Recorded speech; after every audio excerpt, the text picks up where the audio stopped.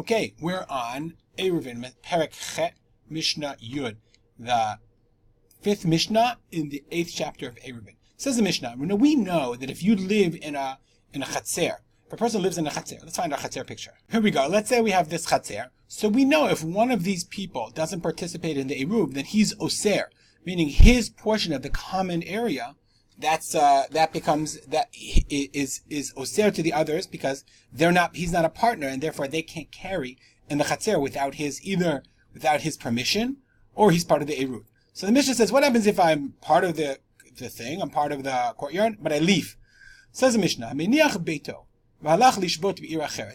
my house and I go to make Shabbat in another city, and I didn't make it myself part of the eruv, and I wasn't mevater. I didn't say, okay, I'm going to let you guys use my area. Whether the person who left in this chatzer, whether this guy left was a nachri, a non-Jew, or a Jew, he's oser. His presence, his partnership in the common area is oser unless he participates, and if he didn't, you have a problem. Divrei Rabbi Meir. Rabbi Yehuda says, and no oser. Rabbi Yehuda says, no. Whether, again, echad nachri ve'echad Yisrael, whether it's a nachri or Yisrael, it's eno oser.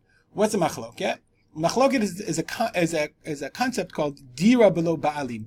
If I own an apartment, but they're not there, is my ownership of the apartment, is that considered an infringement, and therefore I have possession of my part of the chatzer if I'm not there? Is it called dira or not? So, Rabbi Meir says it's oser. Why? Because he says dira below ba'alim shma dira. Because even though you're not there, it's considered like you have dira, you have possession, you have ownership, you have dira ladur, means to live there, it means you're living there. So the fact that you happen not to be there that Shabbat doesn't mean you don't have dira, and therefore you have your part in the chatzer, whether you're there or not. Whereas Rabbi Yehuda says eno oser, because he says dira below balim, lav shema dira. That's not considered living there. It's only if you're there. When you're in the area, when you're there, then you have the common area. If you're not there, then you're sort of you're absolving yourself of the possession. And these two guys, they can share what's left. Rabbi Yossi says the following: Nachri oser, Yisrael eno oser. Nachri is if he's a non-Jew who went away, he's oser, but a Jew is not oser. She'ein derech Yisrael lavo b'Shabbat. The Jew is not going to come back on Shabbat. Let's look. I made a chart. Okay. The chart says the following. This is what Rabbi Meir said. Whether it's a Nachri Yisrael, it's oser, because dirash below ba'alim is shma dira. Rabbi Yehuda says eno oser, it's not shma dira. Rabbi Yossi says the following: if it's a Yisrael, it's eno oser. If a Jew went to another city, dira below ba'alim lav shmei dira. Then you'll say to yourself, okay, then why is a Nachri oser? Why? Shema yavo b'Shabbat. Because maybe he's going to come back. And you can't say it's dira below ba'alim because the Nachri can travel on Shabbat. The Jew can't travel on Shabbat. He went to the next city. But a Nachri can travel whenever he wants, and maybe he'll come back, and he'll say, and that will demonstrate he wants his part of the chatzer. And therefore, if it's a Nachri, it's oser.